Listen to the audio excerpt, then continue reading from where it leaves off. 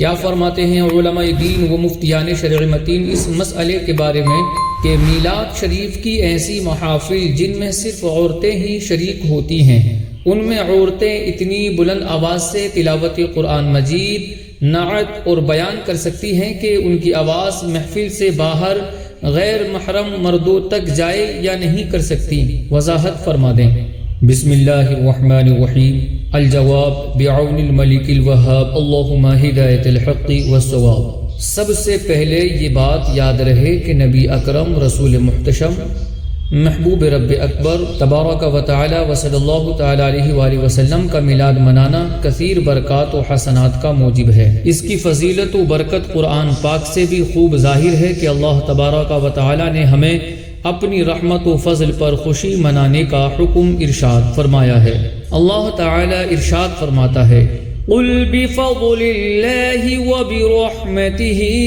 فبذلک فلیفرحوا هو خیر مما یجمعون، یعنی تم فرماؤ اللہ تبارک و تعالی ہی کے فضل اور اسی کی رحمت اور اسی پر چاہیے کہ خوشی کریں، وہ ان کے سب دھن دولت سے بہتر ہے۔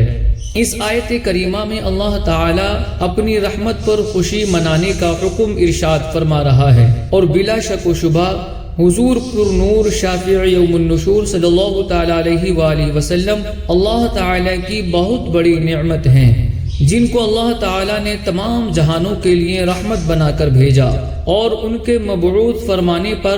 احسان بھی جتلایا۔ چنانچہ حضور صلی اللہ تعالی علیہ وآلہ وسلم کے تمام جہانوں کے لیے رحمت ہونے کے بارے میں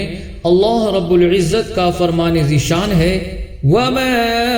أَرْسَلْنَاكَ إِلَّا رَحْمَةً لِلْعَالَمِينَ،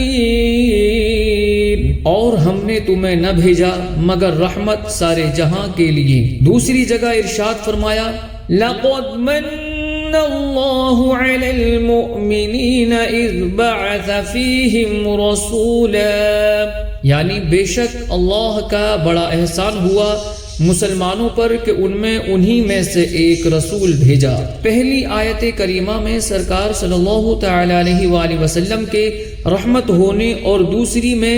نعمت ہونے کا ذکر ہے۔ پھر جب حضور علیہ الصلوۃ والسلام اللہ تعالی کی طرف سے عظیم رحمت و نعمت ہیں تو ان کا میلاد منانا، یعنی ان کے فضائل میں محافل کا اہتمام کرنا، اس میں اللہ تعالی کی نعمت کا اظہار و چرچا کرنا، اور خود اللہ تبارک و تعالی نے ہمیں اظہار نعمت اور اس کا چرچا کرنے کا حکم ارشاد فرمایا۔ چنانچہ قرآن مجید میں ہے، وَأَمَّا بِنِعْمَةِ رَبِّكَ فَحَدِّثْ، اور اپنے رب کی نعمت کا خوب چرچا کرو۔ پھر حضور علیہ افضل الصلاۃ والتسلیم کا میلاد منانا ایسی عظمت و فضیلت والا کام ہے کہ اس کی برکتیں نہ صرف مسلمانوں بلکہ کافروں کو بھی پہنچتی ہیں، جیسا کہ صحیح بخاری شریف میں ہے کہ ثویبہ ابو لہب کی لونڈی تھی، ابو لہب نے اسے آزاد کر دیا اور اس نے نبی پاک صلی اللہ تعالی علیہ وآلہ وسلم کو دودھ پلایا، تو جب ابو لہب مرا اس کے بعد گھر والوں نے اسے برے حال میں دیکھا۔ اس نے ابو لہب سے کہا کہ تم نے ہم سے جدا ہونے کے بعد کیا پایا؟ ابو لہب نے کہا، تمہارے بعد میں نے کوئی بھلائی نہیں پائی سوائے اس کے کہ مجھے اس انگلی سے ثویبہ لونڈی کو آزاد کرنے کے بدلے میں پانی پلایا جاتا ہے۔ صحیح بخاری کی اس روایت کے تحت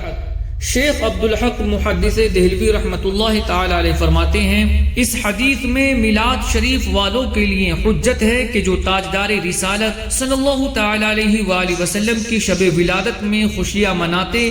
اور مال خرچ کرتے ہیں۔ مطلب یہ کہ باوجود کہ ابو لہب کافر تھا اور اس کی مذمت قرآن میں نازل ہو چکی ہے، جب اس نے حضور صلی اللہ تعالی علیہ وسلم کے میلاد کی خوشی کی اور اس نے اپنی بانی کو دودھ پلانے کی خاطر آزاد کر دیا، تو حضور صلی اللہ تعالی علیہ وسلم کی طرف سے حق تعالی نے اسے اس کا بدلہ عنایت فرمایا۔ نیز جہاں تک عورتوں کا میلاد کی محافل و مجالس میں نعتیں، بیانات و قرآن پاک پڑھنے کی بات ہے تو ان کا میلاد اور دیگر ذکر و اذکار کی محافل منعقد کرنا بھی جائز و موجب اجر و ثواب ہے، لیکن اس میں اس بات کا لحاظ رکھا جائے کہ عورت کی آواز نامحرموں تک نہ جائے، ورنہ یعنی اگر عورت کی آواز اتنی بلند ہو کہ غیر محرموں کو اس کی آواز پہنچے گی تو اس کا اتنی بلند آواز سے پڑھنا ناجائز و گناہ ہوگا، خواہ اس کا یہ پڑھنا گلی میں ہو یا کھلے کمرے یا کسی اور جگہ، کہ عورت کی خوش الہانی اجنبی سنے محل فتنہ ہے اور اسی وجہ سے ناجائز ہے۔ چنانچہ سیدی اعلیٰ حضرت امام اہل سنت امام احمد رضا خان علیہ رحمت الرحمن اسی طرح کے ایک سوال کے جواب میں فرماتے ہیں کہ ناجائز ہے کہ عورت کی آواز بھی عورت ہے اور عورت کی خوش الہانی کے اجنبی سنے محل فتنہ ہے۔ دوسرے مقام پر اعلیٰ حضرت امام اہل سنت مجدد دین و ملت امام احمد رضا خان علیہ رحمت الرحمن فرماتے ہیں کہ عورت کا خوش الہانی سے بآواز ایسا پڑھنا کہ نامحرموں کو اس کے نغمہ کی آواز جائے حرام ہے۔ نوازل امام فقیہ ابو لیث میں ہے کہ عورت کا خوش آواز کر کے کچھ پڑھنا عورت یعنی محل ستر ہے۔ کافی امام ابو البرکات نصفی میں ہے کہ عورت بلند آواز سے تلبیہ نہ پڑھے اس لیے کہ اس کی آواز قابل ستر ہے یعنی چھپانے کے لائق ہے۔ واللہ اعلم تبارک و تعالی ورسولہ اعلم صلی اللہ تعالی علیہ وسلم۔